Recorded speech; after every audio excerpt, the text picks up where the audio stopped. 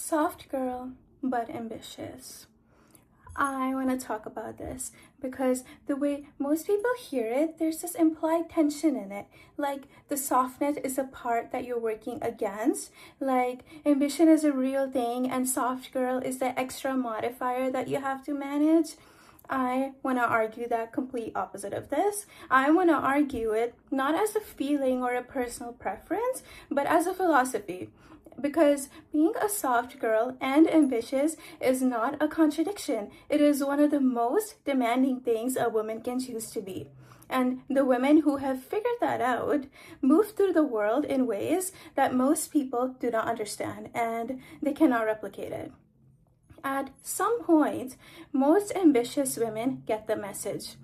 Sometimes explicitly, sometimes just the way situations are, that softness is a liability, that if you want to be taken seriously, you need to be harder, you need to be more direct, not feel as much, less yielding, more guarded, and a lot of women do that.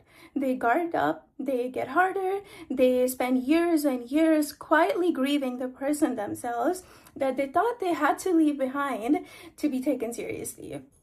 What I want to offer is the possibility that that choice was not true, that the framework that told you to be harder was wrong, not because soft feels better, but because it is actually more powerful. And there's thousands and thousands of years of philosophy that can back this up.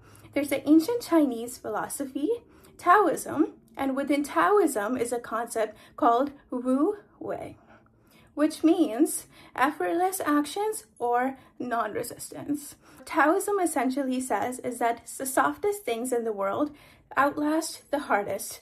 The water that had no fixed shape yields into everything it encounters. Water is the thing that carves the canyon. It is not the canyon, the water. And nobody applies this to what it means to be a woman that is both soft and ambitious. And I think it is the most accurate framework for this experience that exists. And here's what I mean by when I say softness is a specific kind of power. Let's say there's a storm and there's an oak tree who's resisting the wind. It is holding its shape, it's pushing back against the wind, and in a bad enough storm, it breaks. The bamboo, it does the opposite. It bends completely, almost to the ground, and then when the storm passes, it stands back up. The bamboo doesn't survive despite its softness. It survives because of it. The softness is the intelligence. The ability to yield without losing your root is the thing that keeps you standing when everything rigid around you is breaking. And this is the discipline of softness. And the reason why I use the word discipline is very important because what I am describing is not passive. It is not submissive. It is not going along the things because you don't have the spine to push back. The discipline of softness is very active. It is chosen and it requires more of you, not less of you. And most people, the most ambitious people, take the easiest route, which is to get and become harder as a person.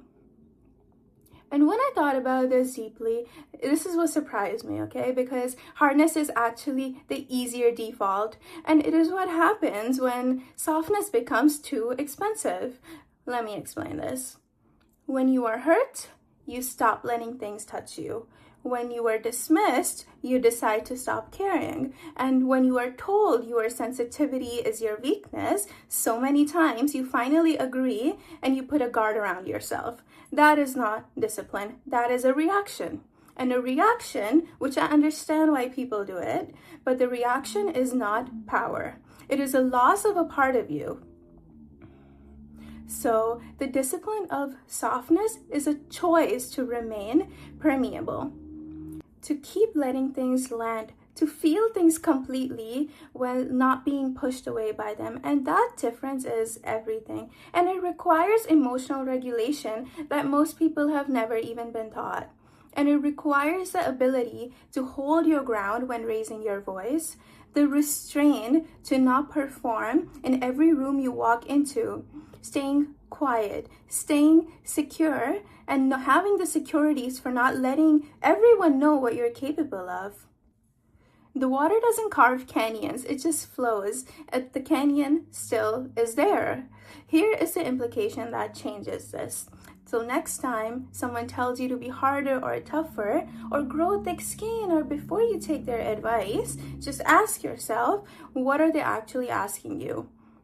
Because most of the times, what you're calling softness is actually your emotional intelligence, your ability to read a room before you speak, your capacity to stay present before needing to dominate, your willingness to be affected by things, which is again not a liability, it is what makes you accurate. They are asking you to trade one of your sharpest tools by the comfort of looking less like a target. And that is not always a good trade.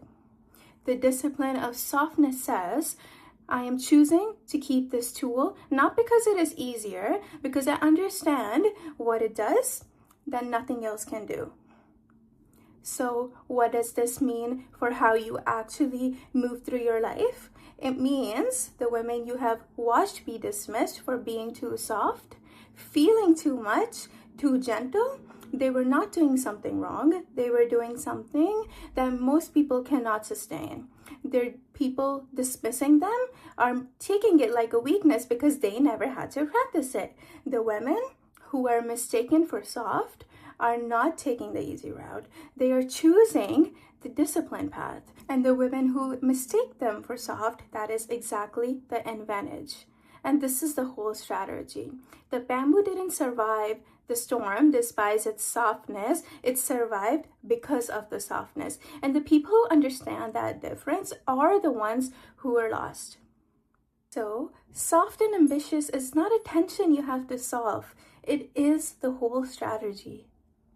And I have been building a full framework around that and what it actually looks like in practice, how it shows up in how you carry yourself, respond to pressure, and how you build things without burning yourself down. And it is a conversation that I want to keep having here and with the women who are close to all of this. If this is the kind of thing you want more of, then subscribe. But please don't forget. And let me remind you again, you were never asked to choose between softness and ambition. You were asked to believe that only one was real. That was never true, and you always knew that.